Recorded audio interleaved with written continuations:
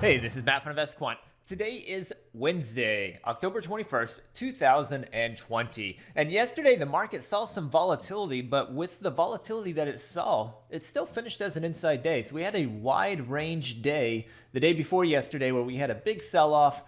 It was followed by a gap up that put in an inside day with decent range. We had about 43 points of range. We pushed up higher significantly, but gave up all of the gains late in the day and ended up closing around the open, just a little bit below the open, which left us with an inside day pattern. So what I want to do this morning is take a look at this inside day pattern in the context of a little bit of weakness and a flat open. So currently we're trading pretty flat in the overnight session. We're trading around the prior day closing price at the time of this recording. So we're going to add that to the test as well. So let me set this up. We'll look at all four instruments.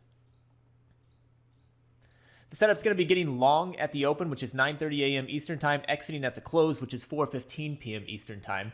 Now for the opening filters, this is where you can get pretty creative around how the market or where the market is opening relative to technical levels, gap sizes, that sort of thing. And I'm going to use today a gap size as a percentage of the 5-day ATR, and I'm going to use 20% of the 5-day ATR. So this will help isolate kind of the quieter opens.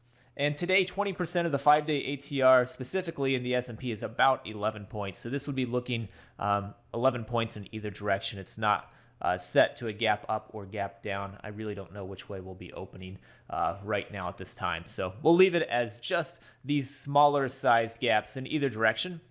And then the price patterns over here on the active today, this shows you all the things that are true for today. And when I was looking at this earlier, I did see this inside day pattern. So I'm just going to click on that, and we will take a look at what has happened with a flat open after an inside day in a similar environment. And I'm going to be using below a 10-day moving average, but above a 200-day moving average to create a similar environment. Now I'll click View Results. All right, and here we go. These are the results of going long, 9:30 a.m. Eastern Time, exiting at the close, 4:15 p.m. Eastern Time, when you have a flat open defined as an open of less than 20% of the 5-day ATR in either direction from the prior closing price. So that's a quiet open following an inside day in a similar environment, which I am using below a 10 and above a 200-day simple moving average to define. Historically, the S&P has 43 samples, the NASDAQ 58 samples, the Dow 50 samples, the Russell 59 samples. And if we look at the win rates on these, they are all skewed in very similar in a similar fashion, where they are hanging around that 45% mark across the board. So S&P coming in 44%, NASDAQ about 45%, Dow 44%, and Russell 47%. So very similar win rates, all of them being a little bit weak here historically. And if you take a look at the average win, average loss, looks like the average loss just a little bit bigger than the average win in the S&P. It is bigger in the NASDAQ for the average loss compared to the average win. For the Dow, it's pretty similar. And then on the Russell, the average loss has been bigger than the average win as well. So historically, win rates on these have been a little bit light, so a little bit more bearish historically, and they have lost a little bit more than they've made on the days that they have won.